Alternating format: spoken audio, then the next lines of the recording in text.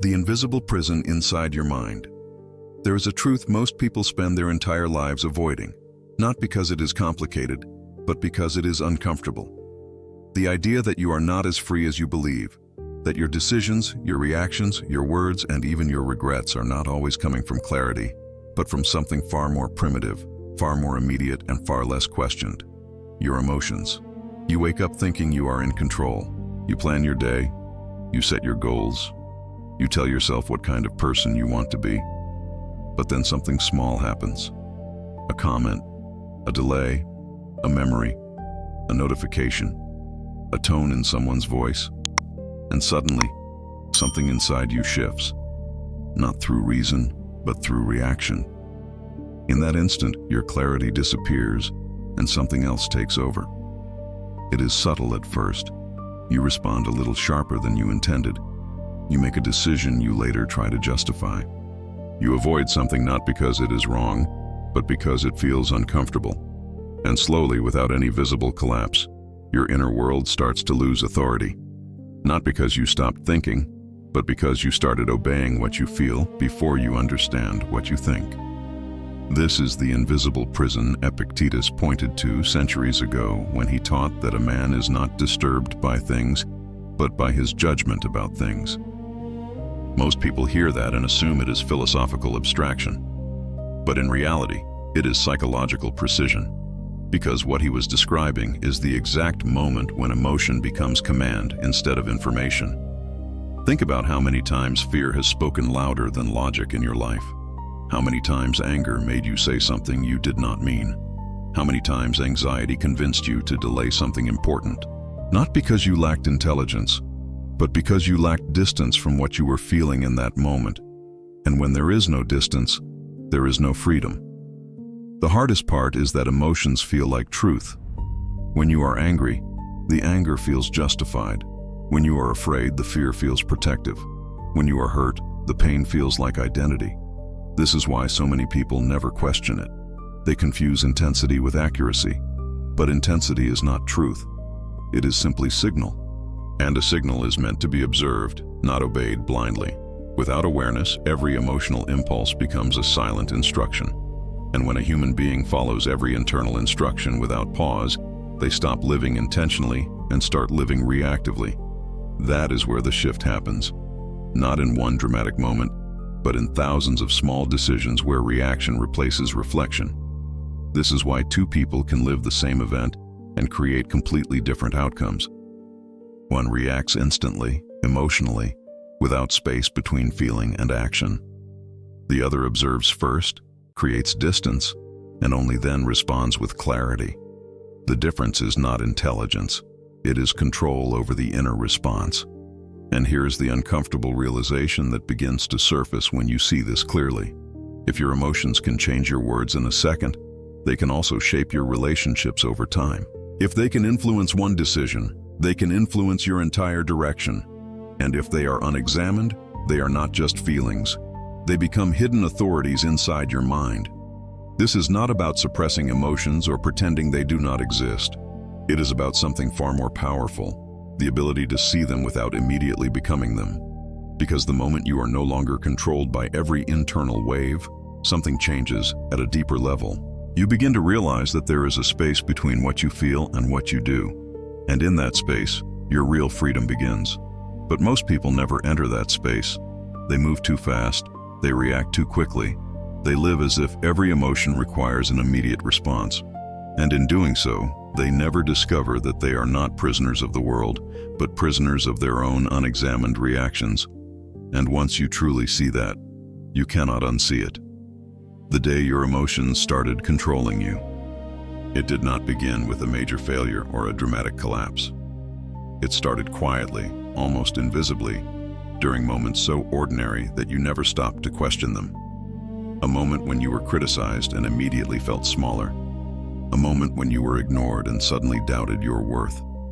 A moment when someone else succeeded and, without wanting to admit it, comparison entered your mind like poison disguised as motivation. Little by little, your emotional reactions started becoming automatic. And the dangerous part is that society rewarded it. Nobody taught you to pause before reacting. Nobody taught you to observe your emotions without surrendering to them. Instead, you were trained to express everything instantly, defend yourself constantly, and seek validation from people who were just as emotionally lost as you were. Look at the world around you. People react before they think. They speak before they understand. They destroy relationships in minutes because of temporary emotions that disappear the next day. Entire lives are shaped by moods that were never questioned. And because this behavior became normal, emotional chaos started looking natural. Social media accelerated this conditioning even further. Every platform feeds emotional impulsiveness because emotional people are easier to keep distracted. Outrage spreads faster than wisdom. Fear captures more attention than peace. Comparison keeps people insecure. Validation becomes addictive. And without realizing it, millions of people wake up every day emotionally manipulated by invisible systems that profit from their lack of self-control.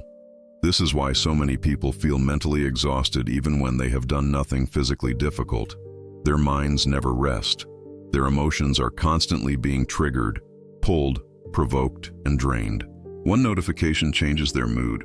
One opinion ruins their confidence. One rejection destroys their peace for an entire week. And after years of living this way, people begin mistaking emotional instability for personality. They say, "That's just who I am." But it is not who they are. It is who they became after years of unconscious conditioning. Epictetus understood something most people still fail to understand today. He knew that external events are not the true source of suffering. The real danger is the lack of mastery over your internal response. Two people can experience the same insult. One loses control and becomes consumed by anger. The other remains calm, untouched, fully aware that another person's behavior does not deserve authority over their mind. That level of control does not appear naturally. It must be built, because the human mind, when left undisciplined, always drifts toward emotional slavery. It seeks comfort instead of truth, immediate reaction instead of understanding, emotional release instead of wisdom. And the longer this continues, the more predictable a person becomes. Their fears control their choices. Their anger controls their words. Their insecurity controls their behavior. At that point, they are no longer directing their lives consciously. Their emotions are making decisions for them behind the scenes.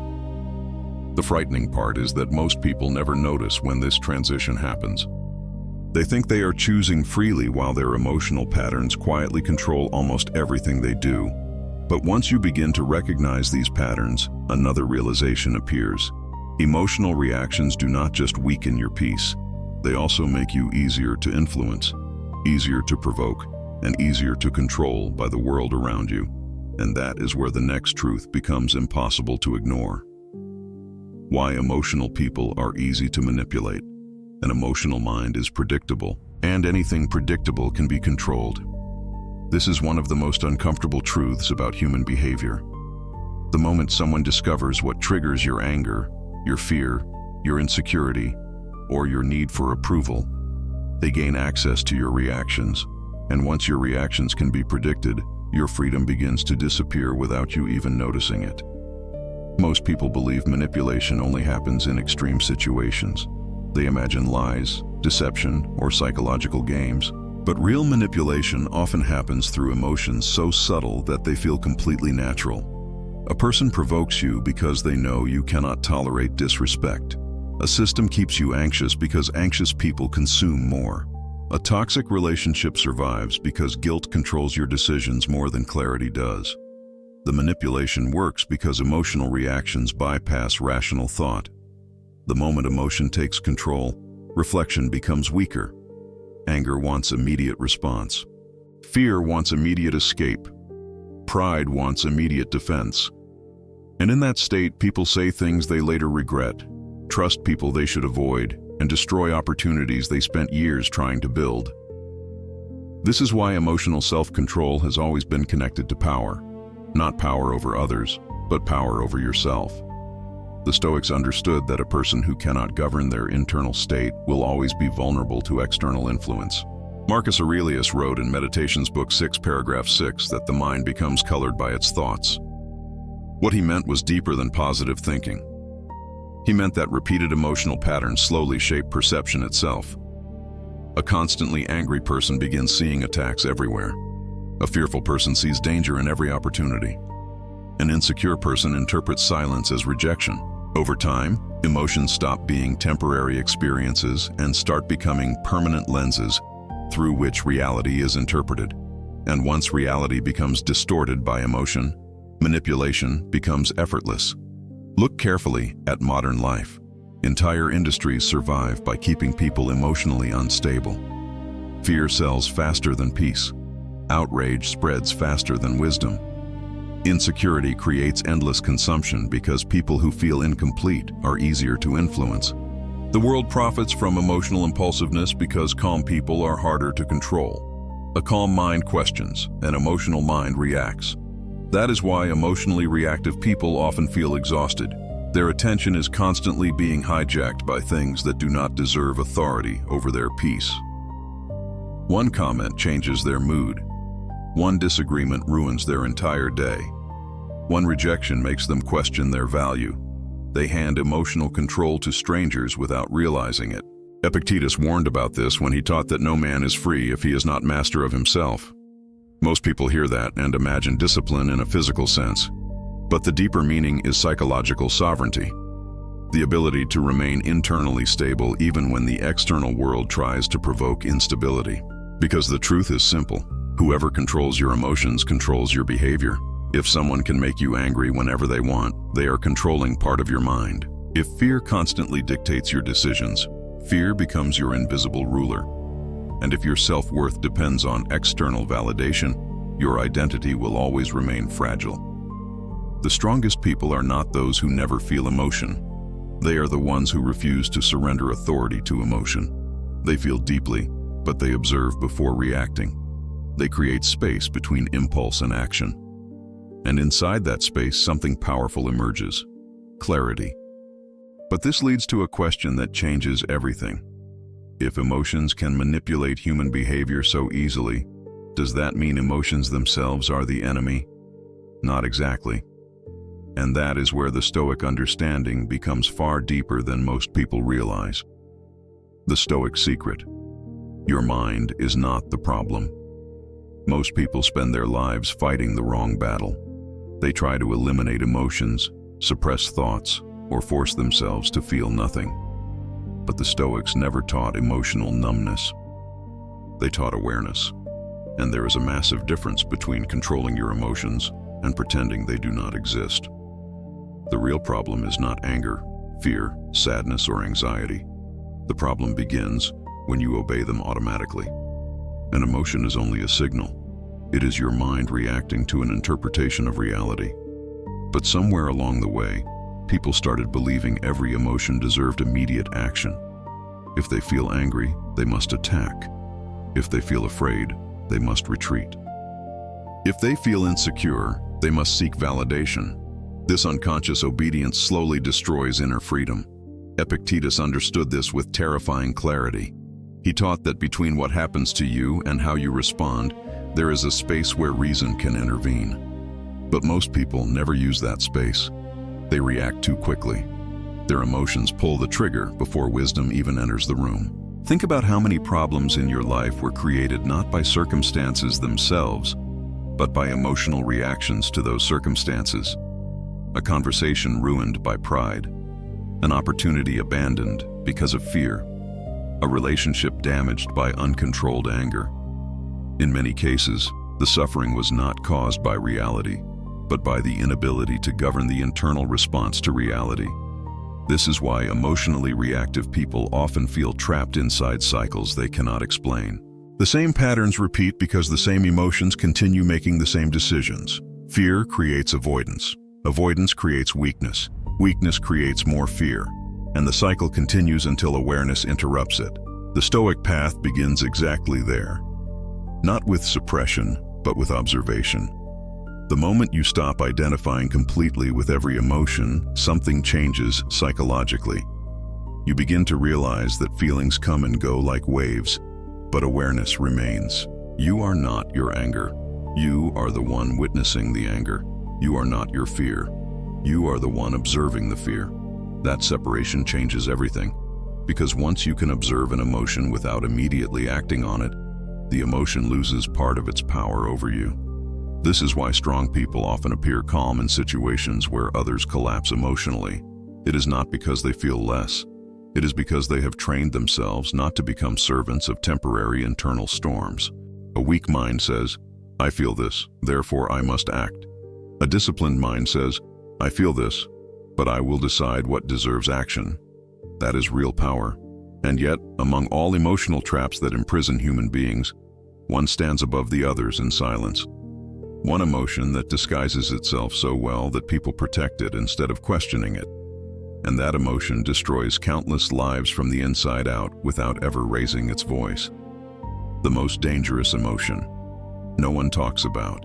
Among all the emotions that weaken the human mind, resentment may be the most destructive of them all, because it survives in silence. Anger explodes and disappears. Fear reveals itself openly, but resentment hides. It grows slowly, quietly, feeding itself in the darkest corners of memory, while the person carrying it believes they are simply protecting their dignity. That is what makes it dangerous. Resentment convinces people that holding pain gives them power. It creates the illusion that refusing to let go is strength, when in reality, it is emotional captivity.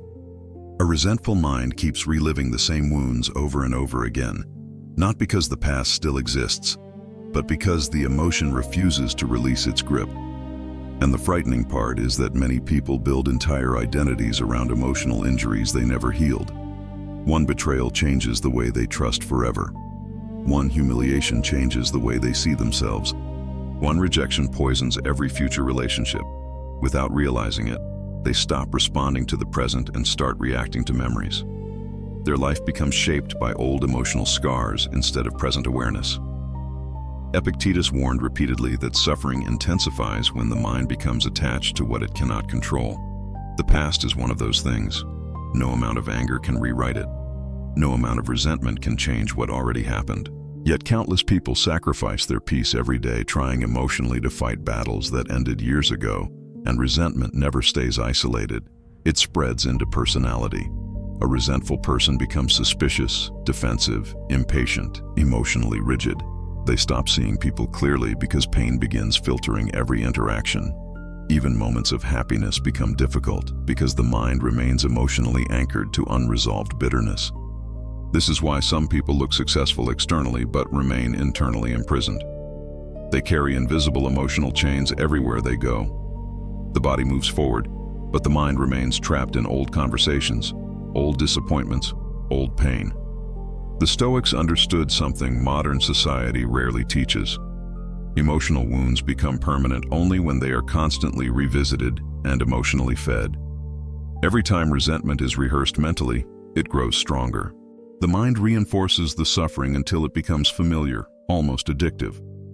But there comes a moment when a person must ask a brutal question. How much of my life am I sacrificing to emotions connected to things I can no longer change? That question changes everything. Because healing does not begin when the world apologizes. It begins when you stop allowing old pain to control your present identity. And that requires something most people avoid for their entire lives: inner detachment.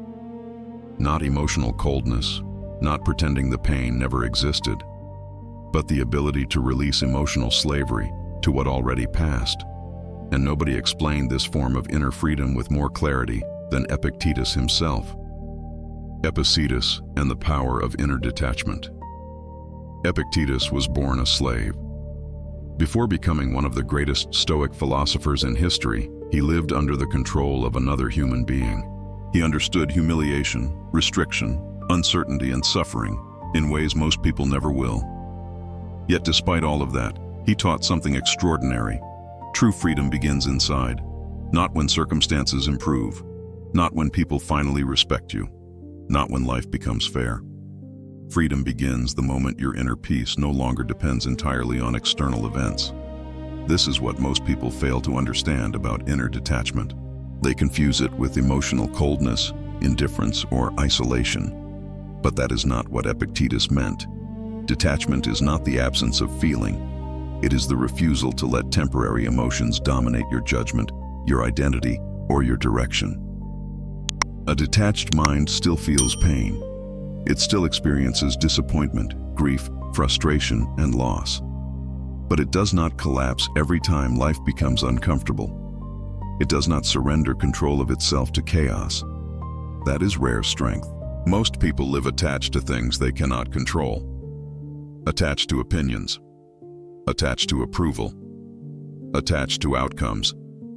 Attached to being understood by everyone around them. And because these things constantly change, their emotional state changes constantly too. One compliment makes them feel valuable. One criticism destroys their confidence. One success inflates their ego. One failure makes them question their worth. Their peace becomes dependent on forces outside themselves, which means their peace is always unstable. Epictetus challenged this completely. He taught that human beings suffer deeply when they demand control over things that were never theirs to command. The opinions of others, the behavior of others, the uncertainties of life, the passage of time, all of these exist outside your authority, but your response does not. That is where your power lives. A disciplined mind learns to separate external events from internal identity. It understands that pain is part of life, but emotional slavery is not. And once a person understands this deeply, they stop reacting to every disturbance as if it were the end of the world. They become calmer, more observant, less desperate for validation, less controlled by fear. They stop chasing emotional highs and running from emotional discomfort. Instead, they develop stability. And stability is dangerous in a world addicted to emotional chaos. Because calm people are difficult to manipulate. They do not panic easily. They do not seek constant approval. They do not waste energy proving themselves in every argument. There is a quiet strength in them that unsettles emotionally reactive people. This is why the most powerful individuals are often the least emotionally noisy. They understand something the world keeps forgetting. Silence is not weakness. Sometimes silence is evidence of complete inner control. And the people who master that silence often possess the strongest minds in the room. Why silent people often have the strongest minds? There is a reason emotionally disciplined people often appear quieter than everyone else. It is not because they have nothing to say. It is because they understand the cost of unnecessary reaction. Weak minds feel the need to respond to everything. Every criticism becomes a battle. Every disagreement becomes personal. Every provocation demands immediate defense. They mistake emotional noise for strength because they have never learned the power of restraint. But strong minds operate differently. A mentally disciplined person understands that not every opinion deserves attention, not every insult deserves response, and not every conflict deserves energy. They observe more than they react. They think before they speak, and because of that, their words carry weight instead of emotional desperation. Silence intimidates emotionally impulsive people because silence cannot be easily controlled. When someone reacts instantly, their emotional state becomes visible. Their anger exposes them. Their insecurity exposes them. Their fear exposes them. But calm silence creates uncertainty. It reveals self-control. This is why emotionally reactive people often become uncomfortable around those who remain composed under pressure. Deep down, they recognize a level of inner authority they have not developed within themselves. Marcus Aurelius wrote in Meditations, Book 7, paragraph 52, that the tranquility of the mind comes from refusing to be dragged by external disturbances. That idea becomes extremely practical in daily life. The person who remains calm during disrespect immediately gains psychological advantage over the person consumed by rage. Because emotional control changes the entire dynamic of human interaction. When someone insults you expecting anger and receives calmness instead, they lose power. When someone tries to provoke insecurity and you remain centered, manipulation fails. When chaos enters a room and one person remains emotionally stable, everyone feels the difference immediately. That stability is not natural for most people. It is trained. Silence requires discipline because the ego constantly wants to defend itself. It wants recognition. It wants validation. It wants the final word. But wisdom understands that reacting emotionally to every disturbance only chains your peace to the behavior of others. And the truth is brutal. Many people destroy their own lives trying to win temporary emotional battles. They ruin relationships because pride controls their mouth. They lose opportunities because fear controls their decisions. They exhaust themselves trying to prove things to people who were never important to begin with. A silent mind escapes many of these traps because it creates distance before action. It does not rush emotionally into situations that require clarity. It pauses, it observes, and inside that pause, intelligence becomes stronger than impulse. This is why the calmest person in the room is often the most dangerous psychologically. Not dangerous through aggression, but through mastery. Their emotions do not control them easily. Their peace is not available for manipulation. Their reactions are chosen carefully instead of surrendered automatically. And eventually, something extraordinary begins happening when a person reaches this level of control. Life itself starts changing. Not because the world suddenly becomes easier, but because the mind finally stops turning every challenge into emotional suffering. The moment you stop reacting, your life changes. There is a turning point in human behavior that most people never consciously experience, even though it has the power to transform everything. It is not when life becomes easier. It is not when people treat you better. It is not when circumstances improve. It is the moment you stop reacting automatically to everything that happens around you. At first, it feels unnatural. Your mind wants to respond immediately. Someone says something offensive and the impulse is to defend yourself. Something goes wrong and the impulse is to panic. Something unexpected happens and the impulse is to overthink. For most people, this chain reaction is constant, and they mistake it for being alive, alert, or aware. But in reality, it is lack of control. When you begin to pause before reacting, something subtle but powerful starts to shift inside you. The space between event and response begins to grow, and in that space, you start to regain authority over your own mind. You realize that not every stimulus requires a reaction, and not every emotion deserves immediate expression. This is where emotional freedom begins. Epictetus taught that what disturbs people is not reality itself, but their interpretation of reality. That means the external world does not have direct power over your peace. What has power is how quickly you surrender your inner state to what happens outside. Most people live as if every situation demands urgency. They answer instantly, they decide instantly, they react instantly, and because of that speed, they lose depth, they lose clarity, they lose control. But when reaction slows down, awareness expands. You start noticing things you previously missed. You realize that many conflicts do not need participation. Many insults do not need acknowledgement. Many fears do not deserve obedience. And many emotional waves are temporary signals, not permanent truths. Something else begins to change as well. People start reacting differently to you. When you stop feeding emotional chaos, you become less predictable. And when you become less predictable, you become harder to influence. Because manipulation depends on reaction. If someone knows you will always respond with anger, they can control your anger. If they know you will always respond with fear, they can control your fear. But when your response becomes measured, calm, and intentional, their influence weakens. This is not about becoming passive. It is about becoming conscious. You still act, you still speak, you still make decisions. But now there is distance between impulse and action, and that distance is where wisdom lives. Slowly, life begins to feel different. Not because problems disappear, but because they stop entering your mind with the same emotional intensity. What once felt overwhelming starts feeling manageable. What once controlled you starts losing its grip. And one day you realize something simple but profound. You are no longer living inside emotional reactions. You are observing them, choosing from them, and directing them. That is the beginning of real control over your life. And from here, the next step is not theory, it is practice. The training of emotional discipline in real-life situations. How to train emotional control in real life. Emotional control is not something you achieve through motivation. It is trained through repetition, awareness, and small daily decisions that most people ignore. It is built in moments where you usually react without thinking, but choose instead to pause. The first practice is simple, but not easy. Before responding to anything emotionally charged, create a short internal pause. Not to suppress what you feel, but to observe it. In that pause, you shift from being inside the emotion to becoming aware of it.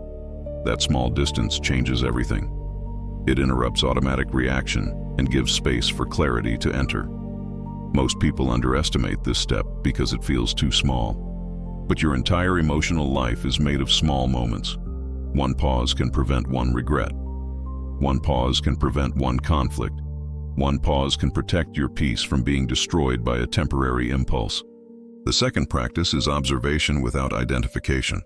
When anger appears, do not immediately become the anger. When fear appears, do not immediately become the fear. Instead, recognize it as a passing state. Something is happening inside you, but it is not you. It is an experience moving through you. Epictetus pointed to this distinction when he taught that external impressions do not control us unless we agree with them. Agreement is where emotional slavery begins, and disagreement, calmly maintained, is where freedom begins.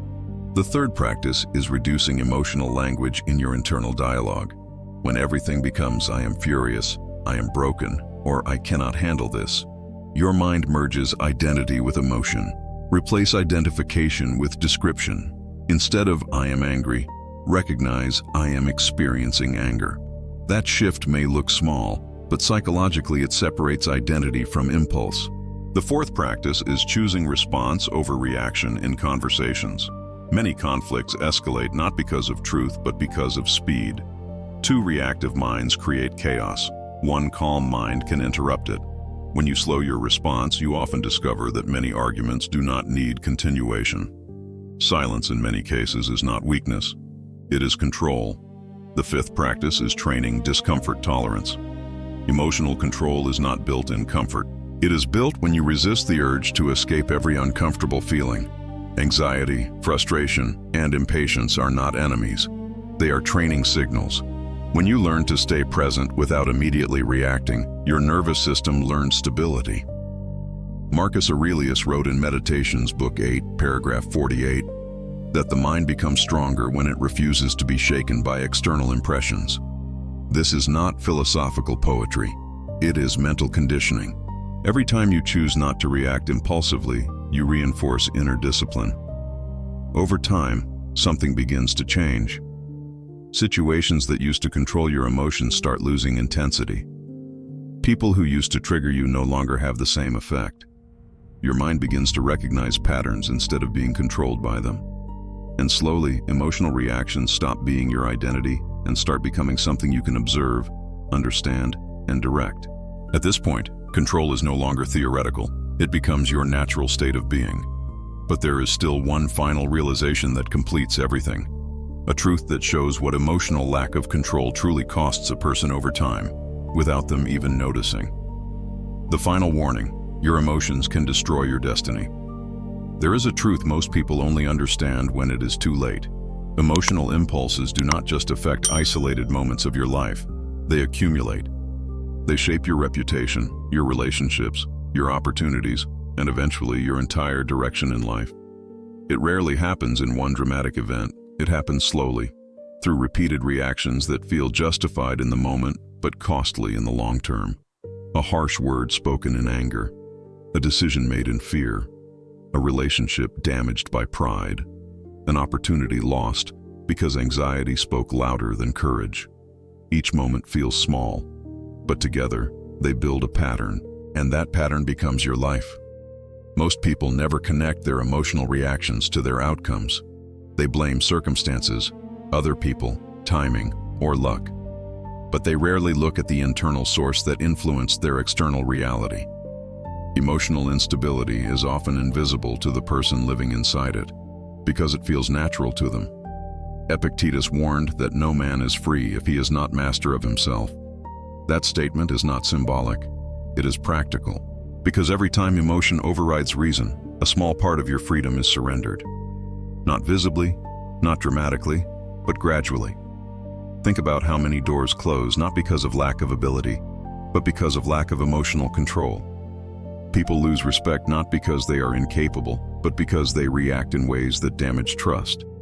They lose relationships not because of distance, but because of emotional unpredictability. They lose peace not because of external chaos, but because internal chaos leads every decision. And the most dangerous part is that emotional decisions feel right in the moment. Anger feels justified, fear feels protective, pride feels necessary. But time reveals what emotion hides. And by the time clarity arrives, consequences have already taken shape. This is why Stoic discipline was never about suppressing life. It was about protecting it. Protecting your mind from becoming a battlefield of impulses. Protecting your future from being rewritten by temporary emotional states. Protecting your identity from being shaped by reactions you did not question. Marcus Aurelius wrote in Meditations, Book 4, Paragraph 3, that the quality of your life depends on the quality of your thoughts. But thoughts alone are not enough. It is the emotional reaction to those thoughts that determines action. And action, repeated over time, becomes destiny. This is the point most people miss. Your future is not destroyed in one moment.